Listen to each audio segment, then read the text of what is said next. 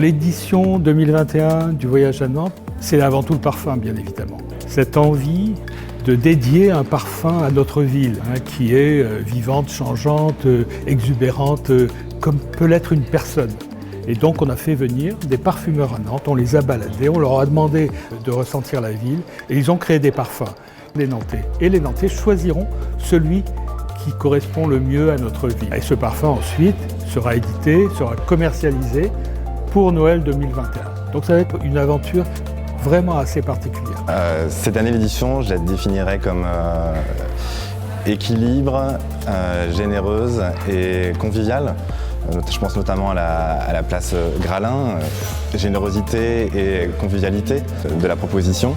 Et équilibre, car je pense qu'il va falloir au public un peu d'équilibre pour pratiquer correctement la place. On a décidé de faire appel à des architectes qui s'appellent Titan, c'est un collectif, pour créer un playground sur cette place. Et ils ont imaginé cette piste absolument immense qui prend toute la place Gralin et qui va faire basculer l'ambiance habituelle de cette place avec des bandes de filles de roller derby qui vont venir s'affronter sur cette piste, mais aussi des jeunes à qui on prêtera des patins à roulettes pour venir s'essayer, pratiquer cette piste. L'édition 2021 sera un voyage olfactif avec l'installation de Banca Bondi au Temple Goût.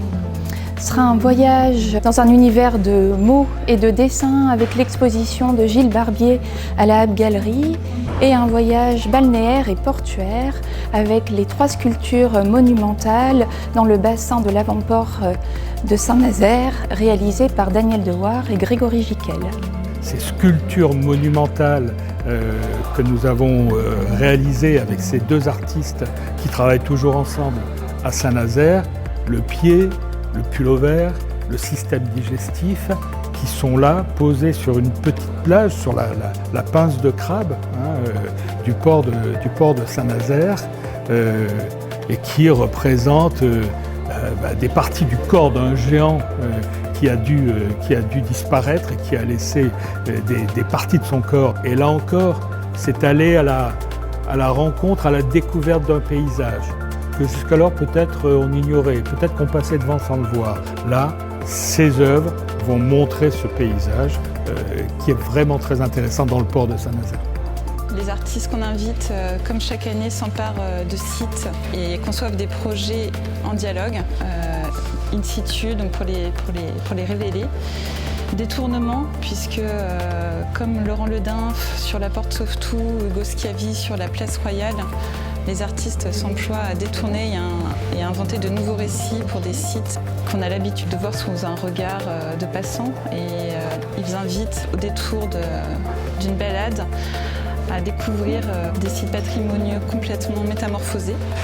Et révélations par la couleur, notamment avec des projets comme Amélie Bertrand sur les tramways de la ville, qui s'en emparent comme des objets picturaux dans le paysage, ou encore Yok Yok à Saint-Sébastien-sur-Loire, qui s'empare d'une ancienne étable et en fait une station nuage entièrement bleue qui se dévoile dans le paysage.